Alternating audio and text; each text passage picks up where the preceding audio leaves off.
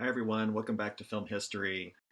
This week, I wanted to talk about contemporary international film, and I'm going to focus on Chinese cinema this semester. But in the past, I've talked about, Latin American cinema is great right now, especially in Mexico, with Alfonso Cuarón and Guillermo del Toro working there. And Iranian cinema is really pretty cool too. There's some great filmmakers coming out of there, and of course, recently, I think everybody's familiar with South Korea, Bong Joon-ho and Parasite. That really put, I think, South Korea on the map. But I want to talk about Chinese cinema just because they have a long tradition of great filmmaking, and even from a contemporary standpoint, there's still some great films coming out of China that you might not have had a chance to see. So let's just dig into maybe just a little bit of the history of Chinese cinema. Chinese film got kind of a slow start. Um, Really, their first kind of golden age period wasn't until the 1930s, but their early film was pretty similar to ours in some ways. It was studio based system. Shanghai was kind of the Chinese Hollywood, and that's where all production was pretty much based. And during that time, even though we're in the 1930s and sound film has been out since the late 20s, China still focused mostly on silent films, primarily because there's so many different dialects in China. Of course, Mandarin and Cantonese are the two main languages you get, but also there's all these kind of regional dialects that you get, and it just made sound films difficult to produce. So they focused on silence, and it was a really strong period of film that was derailed by the war with Japan, which started in 1937, pretty much decimated Shanghai, destroyed the film industry, and everything went on hold during that period. But during that golden age, you see the actress here on the screen here, Rian Li Niu. She was as famous as any actress in the world. Just a real fascinating story if you ever get a chance to read about her. She died at a really young age, and the whole country was mourning her loss. It was just a really dramatic story about her life. After the war with Japan, Chinese cinema entered a second golden age, and you see the time there, 1945 to 1951. This time period was pretty similar in some ways to Italian, realism, where you get ordinary stories of real people just kind of dealing with the hardships and the aftermath of war. And you do get some great films coming out of this period. But soon thereafter, you see there in 1949, this is when the People's Republic of China was established. The communist government basically took hold of the country. And soon thereafter, they took hold of the film industry, effectively bringing an end to that golden age of cinema. That led to a really troublesome time in Chinese history called the Cultural Revolution. And you see the period there from 66 to 76. Basically, the man in charge, Chairman Mao, took control of the country, um, closed down universities, closed down, the artists, filmmakers, they were all sent off to re-education camps, and it was a really difficult time in the country. Basically, any film made before the Cultural Revolution and all foreign films were banned, and the only thing you could see in China during that time were propaganda films put out by the Maoist government. So, really difficult time. Millions, probably 2 million people lost their lives during that period. So, it was a big struggle. So, after that, Chinese cinema kind of separated into three distinct regions. So, we're going to talk about mainland China, Taiwan, and Hong Kong, and how they have different film traditions. But before we dive into that, just want to point out three directors before I dig into some different directors later. These are some directors that you might have heard of. Um, John Woo was really popular when I was in film school. Um, he was an action director, but he had this really unique style, really stylized violence, over the top violence. He loved slow motion, gunfight scenes. And he brought his style of filmmaking to Hollywood. In fact, Hollywood signed him up. He made a film called Broken Arrow. I think Face Off was another one of his films that he made in Hollywood. So I think a lot of young filmmakers in Hollywood at the time were heavily influenced by that style of John Woo. A director you might have heard of is Ang Lee. You see the film there, Lust Caution. That's a Chinese film that he's famous for, but you probably are more familiar with films like Brokeback Mountain, Life of Pi, The Ice Storm. These are all films that he's directed. And he's got this remarkable diversity in which he can go and do these different genres. And again, here's a Chinese man doing a film about cowboys in the American West, yet he handles it with such authenticity. And I think with him, there are of course differences between East and West, but there's always similarities too. And I think he finds those similar things just in the way people interact with each other. He just has a real gift for focusing on people kind of outside on the fringe. Zhai Zhongke, he's probably one you have not heard of, but he's maybe, if probably the second most famous mainland Chinese director right now, behind Zhang Yimou, who we'll talk about here in a second. But he likes to do stories, kind of more rural settings, stories that deal with alienation, and also kind of Chinese growth is a big part of his plots. You see a frame there from the film Still Life.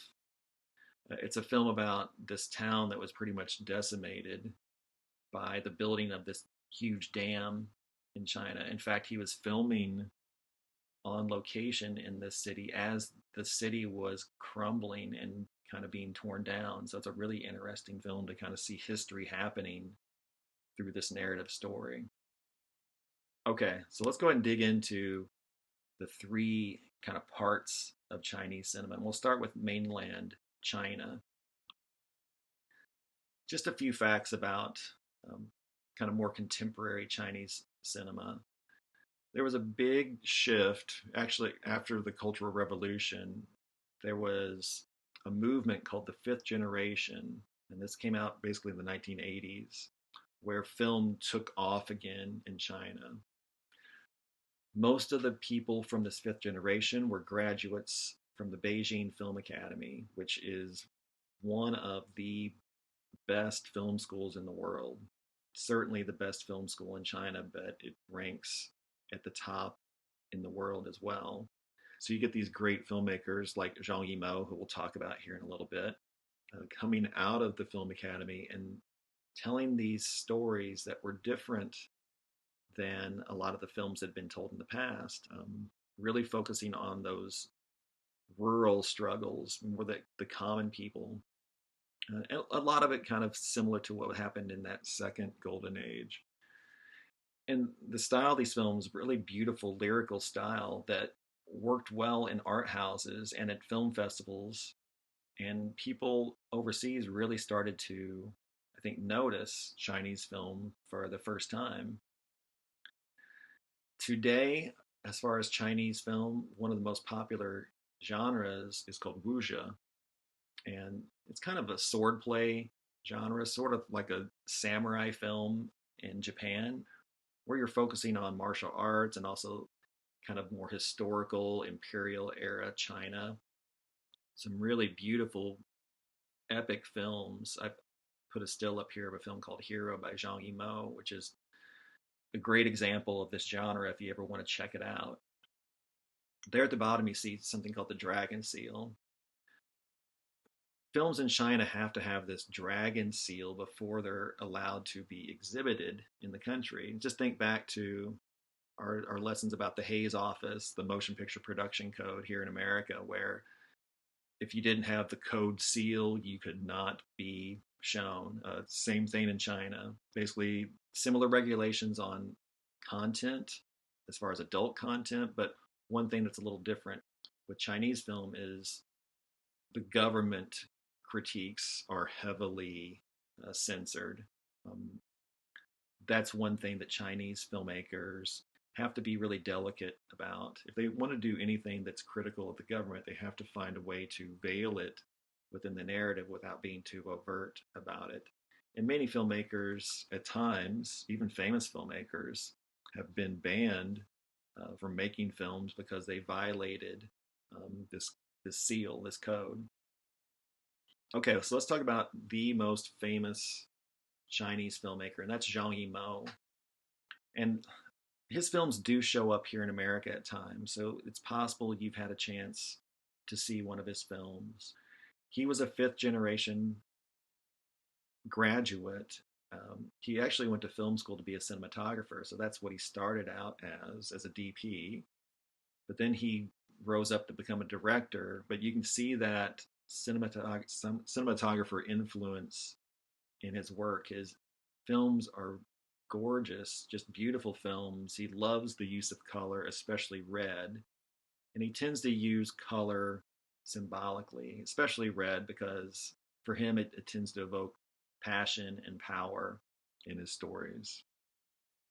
Unlike a lot of Chinese filmmakers, his protagonists tend to be women, and he likes to focus on women who are kind of rising up against kind of male authority. A lot of his films uh, put women in this position where they need to do something to overcome, the different struggles that they're forced into by the men. And a lot of his stories are set kind of in more imperial era China, so that was definitely a more patriarchal society than it would be today. And his stories do have a sensuality to it that kind of pushes the boundaries of what's acceptable in China. So he does tend to kind of push things a little bit, which is why he's been banned at times, just for kind of pushing content a bit more. But he loves stories about struggle and survival. You'll see this quote here from Zhang Yimou. That's a topic, people in misery, that he comes to again and again, just dealing with those struggles that common people go through. So, some key films. Spring in a Small Town has often been considered the greatest Chinese film of all time. That came out at the second golden age. You see some other films there: Yellow Earth, Red Sorghum, and then the picture Raise the Red Lantern. Those are the key films from the fifth generation directors. And then Still Life, Zhai Zhengke, he's considered a sixth generation director, and he's probably the most prominent sixth generation director. And if you want to check out a film by him, check out Still Life. That's a cool film. And if you want to see a film by Zhang Yimou, I would probably recommend seeing Raise the Red Lantern. And I'll try to put some clips on the YouTube page so you can get a sense of their style. Okay, so let's talk about Taiwanese cinema. Taiwan is interesting in that it's kind of struggling to find its identity. Back in 1941, whenever the Chinese Revolution happened and the communist government took over, many Chinese people, you see 2 million people, left the country and went to Taiwan, which is an island state kind of in the southeast area of China. So you get all these Chinese citizens kind of coming into this country, and there's always been this kind of identity crisis with Taiwan, and just this mixing of different cultures has made it, I guess, a topic, a theme of a lot of Taiwanese films. Just people kind of searching for identity because there's all this mixing of culture there. The biggest period in Taiwan came in the 80s and 90s. That's when you see a lot of great films, a lot of great filmmakers emerging, and we'll talk about some of those filmmakers here in a second. The new wave, heavy neo-realism influence, heavy kind of French New Wave influence, kind of mixing those two things, which is kind of interesting to see combined. One thing that Taiwanese cinema is really well known for, which might seem scary to look at, but it's known for a cinema of slowness, which they like to tell stories. A lot of the filmmakers do that linger on images for a long time, which can sound scary, going into a 2.5 hour film that's going to be slowly plotted and paced and minimal on narrative.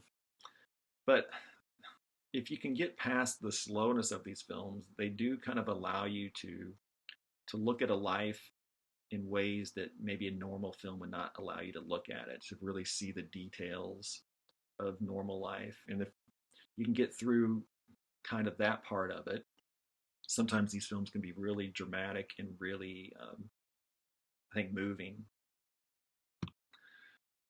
Probably the most famous Taiwanese director is Edward Yang. He passed away. He was pretty young when he passed away. He passed away probably 10 years ago now. But he made some beautiful films, and I was wanting to show one of his films this semester before we had to go off campus. But a few things he's known for. He's got this really naturalistic style, and he's kind of in that whole slow cinema movement where he likes to de-dramatize the narrative. He loves to linger on kind of static moments, loves long takes, long lenses. He likes to just let things roll on camera, and he tends to minimize his dialogue as well. He's a very visual director. You see him in the image here. He's the one in the red shirt, kind of in the middle of the page. And this is a film called A Brighter Summer Day that he's directing actors in this scene. This film right here is a great example of these huge stories. This is a 4 hour film that involves dozens of characters, different storylines, all kind of blended together. He loved to focus on families specifically and kind of the worlds around those families. You'll see that again and again in his work. He also likes to deal just on kind of contemporary urban life. Taipei is the biggest city in Taiwan, and so he deals a lot with kind of yuppies and the struggles that they go through. And he's got beautiful imagery of cityscapes. He loves to have these lingering shots of architecture and people kind of in the midst of that architecture, just to kind of show some of the coldness at times that city life can bring to people. Okay, some key films from Taiwan. Um, there's a there's three famous Taiwanese directors. Hu Shaoxin, you see there, he's the director of City of Sadness. He's still working today. Um, his big film, I think, if you wanted to see one of his, is A City of Sadness. Edward Young, I wanted to show Yi Yi. That was the one we were going to watch in class, which is a great starting point for him. I would highly recommend you watch that film. If you like that film, go see A Brighter Summer Day. It's 4 hours long, but it is just an epic film. I think one thing about Edward Young is he does these huge films about relatively small, ordinary lives, but he finds a way to make these ordinary lives very epic. So it's pretty cool to see these films. Um, Crouching Tiger, Hidden Dragon. That's maybe one film that you've had a chance to see. That was Ang Lee making a film that did really well in America as well, but that's more of an example of the wuxia genre. Okay, the last one we want to talk about. You see an image there of Bruce Lee, Hong Kong cinema, very famous back in the 70s for pioneering kung fu cinema. I remember when I was young, late night television, you could find kung fu theater on, and you'd see films by Bruce Lee and these really kind of very cool films that came out of Hong Kong. That's part of their tradition. And Hong Kong really was kind of Hollywood Asia for a time. Big movie stars. Some of you have probably heard of Jackie Chan and Chow Yun Fat and Jet Li. I mean, these are huge international stars that had success in Hollywood as well. And Hong Kong was just producing tons of films, just a lot of output coming out of Hong Kong during their heyday. Their big new wave came 77 to 90. And this is when you start seeing directors like John Woo emerge. And you get this really fast paced, energetic style, a lot of violent films.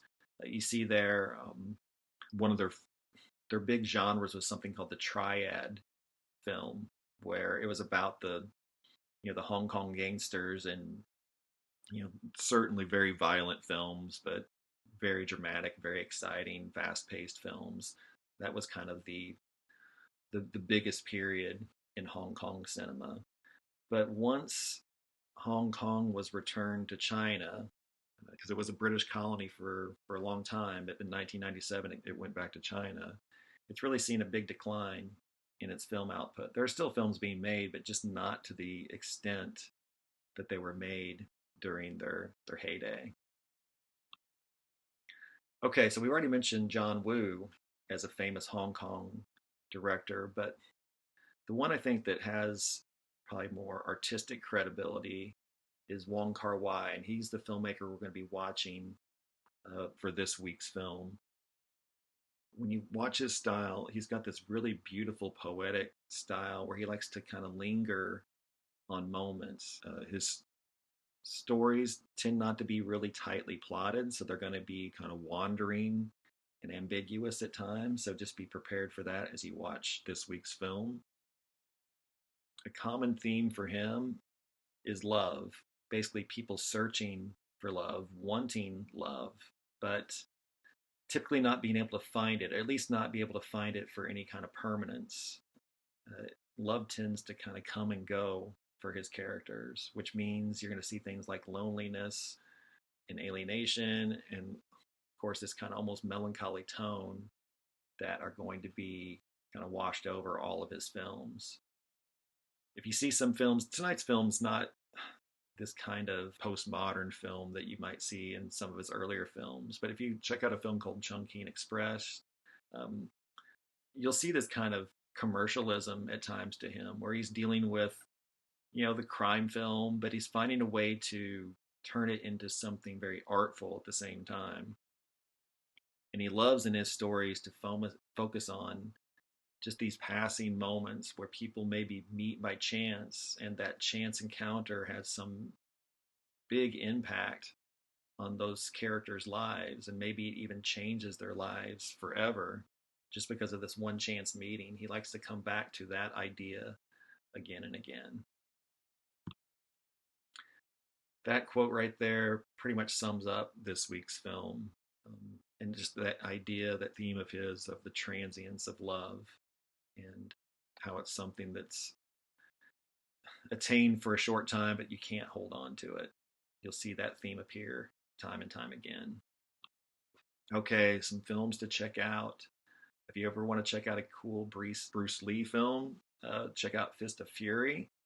If you want to see a John Woo film, I'd recommend you watch The Killer. That's out of '89. Um, I'm sure some of you have seen The Departed by Martin Scorsese. Maybe you didn't know, though, that it was adapted from a Hong Kong film called Infernal Affairs, which came out in 2002. We're going to watch for this week In the Mood for Love. That's Wong Kar-wai. And if you like tonight's film, I highly recommend you go check out Chungking Express, which is a little bit different stylistically, but it's still a very entertaining film. But that's it for this week's lecture. So please take a chance or please get a chance to go watch In the Mood for Love. And hope you like it. Talk to you later.